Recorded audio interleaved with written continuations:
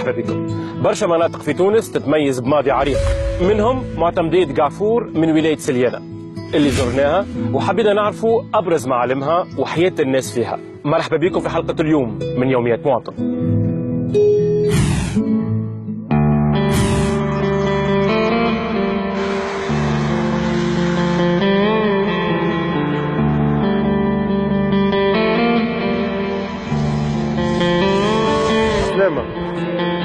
شنو البقعة اللي احنا فيها؟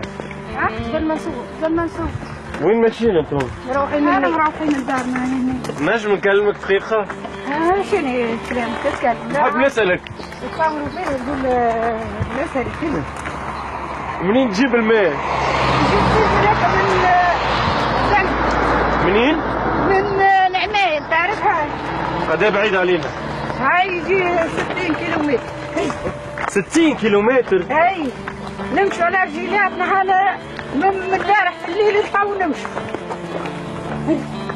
وين تسكن؟ موضوع عاش انا خليه ياخذ دقيقة، خليه ياخذ نكلمك. لا وليد عمي لا تكلمني لا نكلمك. عليه؟ الناس خيانة رقاقها على وجه ربي.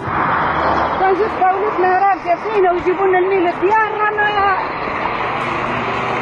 أنا نهدوا كتمتي. ليه بالحق 60 كيلومتر؟ والله أجد من فقير وساحة ورجاجي باش نجي. وقت خرجت معناه؟ خرجنا الأربعة نتاع الصباح. صحيح أنه رحلة جبال الماء طويلة، لكنها في حدود 10 كيلومتر، والغريب أنه مازلنا نراو الناس في بلادنا في 2016 يقطعوا هالكيلومترات الطويلة باش يجيبوا الماء.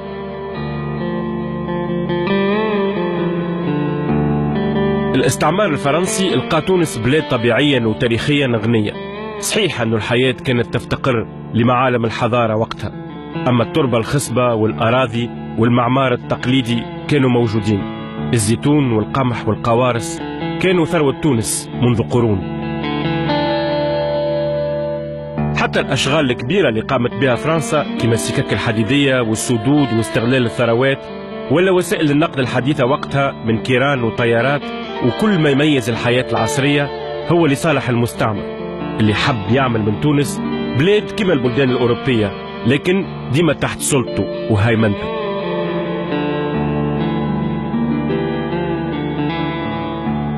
على ذاك خلى الاستعمار في تونس بعد الاستقلال برشا تاريخ في المعمار يميز برشا مدن، ومنها قعفور من ولاية سليانة اللي تبلغ مساحتها 55,000 هكتار، يسكنها 17,963 ساكن، واللي نزوروها اليوم.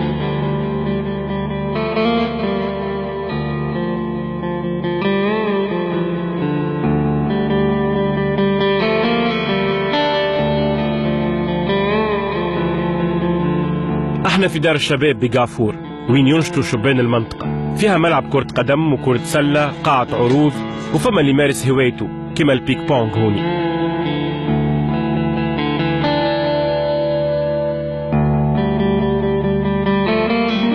كان عنا موعد مع فادي 27 سنة متحصل على الإجازة في المسرح.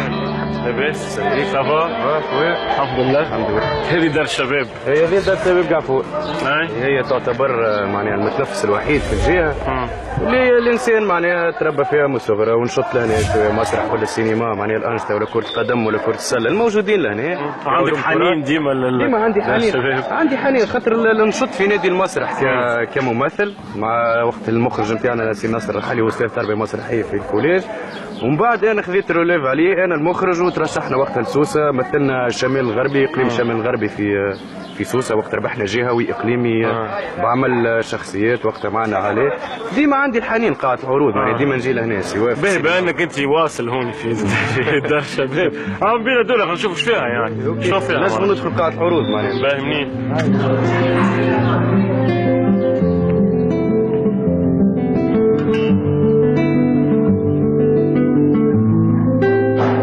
ودخلنا مع فادي دار الشباب باش نشوفوا قاعة العروض. فادي هذه صالة العروض.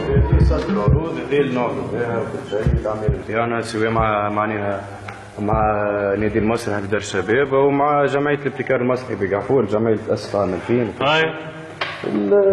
نشطنا فيها من الصغار سواء في النادي كما قلت لك ولا في الجمعيه. المسرح في قعفور من الستينات راهو ماهوش انطلق معناها. من بعد مسرح مدرسي شاركنا في مسابقات وطنيه، كنت حصلنا معناها 7 مرات متاليه في الوطني وفي الجهوي معناها. علاش ما نسمعوش بالفرقه معناها؟ ما الاعلام يلعب دوره بصفه كبيره زاد من خاطر اذا كان انت تقول لي معناها ما نجمش ولا بعيده قعفور ولا حاجه، احنا شاركنا في الكاتريامار لو 18 فيفري 2014 عملنا عرض شخصيات في الكاتريامار. انت تقول محلي على خاطر ربما فماش تشجيع؟ ما فماش تشجيع اصلا من الوزاره بيدها هي معناها. اذا كان الوزاره بيدها تجي العمل يعطيك زوز اعمال، مثلا احنا عمل هوس الاخراني في جمعيه الابتكار مسرح بقعفور خذينا به زوز عروض مدعم، عندنا عام تو في زوز عروض مدعم، كيفاش تحبني نتعرفوا ثاني؟ خلينا نسالوا سي نادر. ايجا مرحبا بك. انت مدير دار الشباب. مرحبا. صحيح كلام فادي؟ وانت عمليه ترشحنا للوطني. ترشحنا للوطني معناتها 2014 وديما ثم معناتها نجاح في المسرح. اما ديما الجيران يحبوا ديما يخرجوا، يحبوا يعبروا، يحبوا يعبروا على المنتوج نتاعهم، فهمت؟ وثم زاد نوادي السينما. ثم السينما كانت معناتها اتفاقيه مع جامعه الوطنيه للسينما. موجود مازال نادي السينما؟ موجود. عندنا نادي تعرضوا حاجات؟ نعملوا نادي انيميا، يعملوا تو ثم نادي انيميا يشرف عليه منشط لدار الشباب.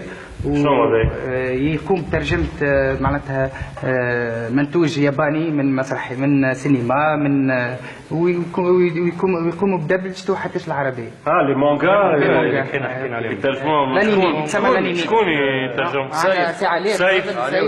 سيف وعليه يجاوب. علي جوكير متعدد الاختصاصات. من انشط الشباب اللي عندنا معناها. مرحبا بك. انت سيف ولا علي؟ انا سيف. علي. اختصاصكم شنو؟ احنا ناخذوا في لي مانجا، المانجا الانيم يعني بصفه عامه ناخذوه يعني نترجموا للدارجه. نترجموا للدارجه التونسيه. المعنى هو بيدو. المعنى هو بيدو نفس المعنى، ما يختلف انه اللهجه باللهجه نتاعنا التونسيه. شكون يعمل دوبلاج الاصوات؟ دوبلاج احنا الجروب نتاعنا، احنا جروب. اعطيني اكستري انت. لا احنا ما عنديش كيفاش نعطيك اكستريم، يعني عندنا دي وانت ترجم فيهم. لا عندنا دي اكزومبلير موجودين في اليوتيوب، وعندنا راب باتل نعملوا في الراب باتل. اعطيني اخر حاجه عملتها شنو؟ اعطيه حاجه حيه. عملنا راب باتل مثلا، احنا ناخذوا زوز شخصيات ملاني، ناخذوا مثلا شخصيه كيرا وهذا في ديث نوت، وشخصيه شكون الاخر وقت اللي عملنا سنشي كود وهذا في كونان. اعطينا حاجه منها. هي ترى غنيتها بالراب احنا عملناها، يعني زوز يكلاشيو بعضهم. انا ندخل انا كيرا الدنيا غاب عبيدها ذيوبة كلابة في بعضها مكلوبة لنا قلوب عقولها مسلوبة عيش مهبولة تخش منوبة بلع مفتاح سكر الكوبة عيش في الظلمة طفي لنبوبة لنا كلاب لازمها تموت لا تقول لي اسمعها لا تقول لي توبة. انتم رديتوها غابة كل واحد ياخو حقه بيدو، تحكوا على الحق وانتم كذابة الحق هديتوا له بيدو. فتذهب الى الجحيم ما تخوفنيش انت وكراسك، انت وريوك الشيطان الرجيم بحد ابليس لو تلقى بلاطك مهما تتمرد تتكبر لازم تتشدج نهار وتتودر قد ما ما تفكر محال تبدل اللي مقدر.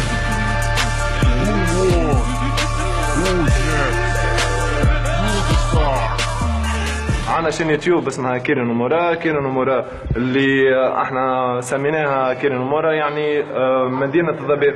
مدينة الضباب اللي هي احنا حابين تكون رمز على قعفور. احنا عبارة مدينة ضباب. عليه مدينة ضباب. عبارة مدينة ضباب. يعني أحلام محدودة ما نجموش نوصل برشا حكايات، إمكانيات مش متوفرة يعني كوم الفو. ثم برشا حاجات يعني ثم برشا عوائق يعني تحبس فينا. سي نادر يعني الشباب هوني راضيين على دار الشباب على خاطر عامة دار الشباب تلقاها في البقايا يعني بعاد على المدن الكبرى تلقى فيها برشا نقائص ويشكيوا أنا مهم شيتو. يعني هل انه دار الشباب قعفور توفر للشباب هذوما اللي هما محتاجينه ولو بامكانيات محدوده؟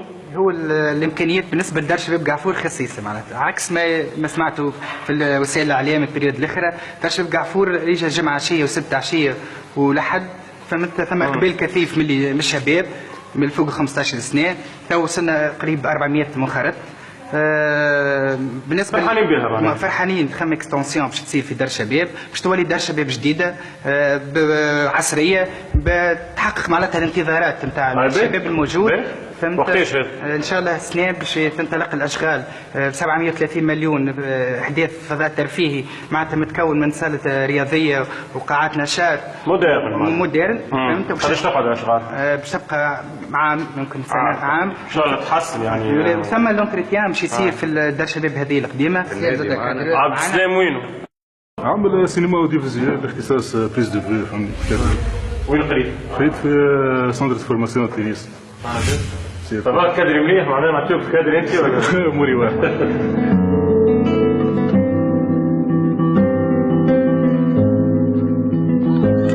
دار الشباب هي البقعة الوحيدة اللي التلامذة والطلبة ينجموا يمشيوا لها في قعفور، ودورها كبير في ملء وقت الفراغ اللي يقلق ساعات، خاصة الشبان اللي مازالوا يلوجوا على توجههم التعليمي والإيديولوجي.